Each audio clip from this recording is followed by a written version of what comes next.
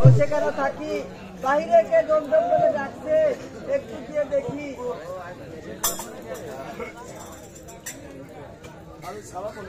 আল্লাহ সালামে বাবা। আরে বাবা, প্রতিদিন আসে বেটা হাসিতে খেলতে, আজ কেন আসলে বেটা মলিন বদনে?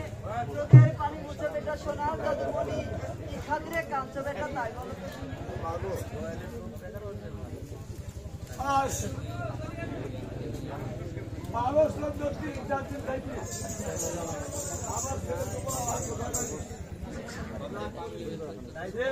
আরে বাবা, আমার সেই লাঠিকে আমার হাসতে দাও বাবা। আমার সন্তানকে বলবে টেনে যাচ্ছি, তুমি তো মা জননী, আমার সন্তানের ঘরে তুমি ভাঙা যাও না মা। ঠিক আছে রে বাবা, আমার লাঠিকে আমার হাসতে দাও বাবা।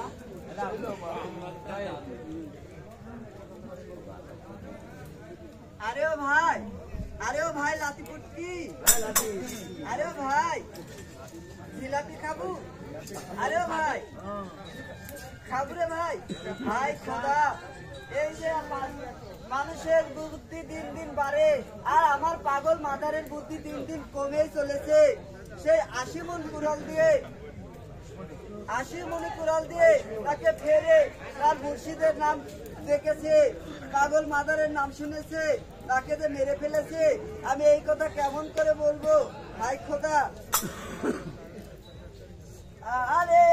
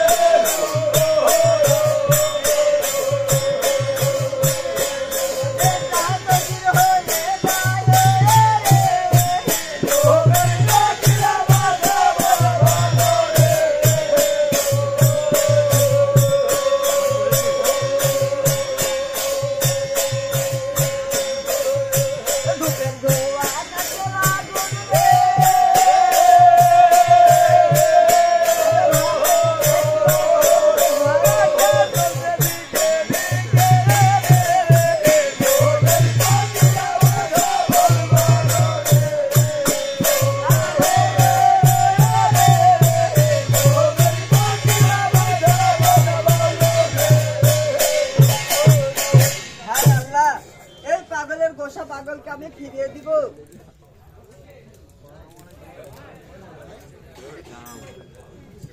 আরে বাবা, আল্লাহ আরে বাবা, আরে বাবা, এই তোমার ঘোষণা। আরে বাবা, খোদার কলমে যা লেখে না আমি তা বলতে পারবো না রে বাবা। হ্যাঁ বাবা, কি বলছো? আরে বাবা, আমি আবারও বলছি বাবা, খোদার কলম যা লেখে না আমি সেই কথা বলতে পারবো না বাবা। তাহলে তুমি মা জনন হয়ে আমার ছেলে গোসা ভাঙাতে পারবে না মা? মাগো, হ্যাঁ বাবা, যাবার সময় আমি তোমাকে দুটো কথা বলবো। কি এমন কথা বলবে রে বাবা? তুমি যখন আমার সন্তানের গোসা ভাঙাতে পারলে না, ঠিক আছে। মাগো, হাসান হোসেন তোমার কেমন ছেলে? আরে বাবা, বাবা তুমি জেনে জানো না, কাটা খায় লেবুর রস হাত দিও না। হাসান হোসেন তোমার কেমন ছেলে? আরে বাবা, হাসান হোসেন আমার উত্তর ধরনের ছেলে। আর আমি আরে বাবা তুমি আমার পালিত ছেলে বাবা। মাগো এই জন্য বলে যে পাখাও বাবা সৎ বাবা মাগো আমি যেন বিপদে পড়েছি এরও বিপদ যদি তোমার হাসান হোসেন পড়তে পা তুমি কি আরে বাবা তার করতে না আরে বাবা তুমি জেনে জানো না কাটা খায় লেবুর রস আর দিও না। হাসেন হুসেন দুইটি বেটা না ছিল যখন এই নিস্তলের দুধ দিয়ে পাগল মাদারকে মানুষ করেছিলাম তখন রে বাবা। আরে বাবা তাই আমি আমার হাসেন হুসেনের চাইতে আমি পাগল মাদার তোকে বেশি ভালোবাসি রে বাবা। তোমাকে খাটির ছাড় জবাব দিতে না মাগো বেশ মাগো আমি চলে যাচ্ছি। আরে বাবা আমি কোনদিন তোমার কাছে আসবো না যে তোমার সন্তানের গোসা ভাগাতে পারবো সেই দিন তোমাকে মামুল বলে ডাকবো তাছাড়া ডাকবো না। যেও না আজেও না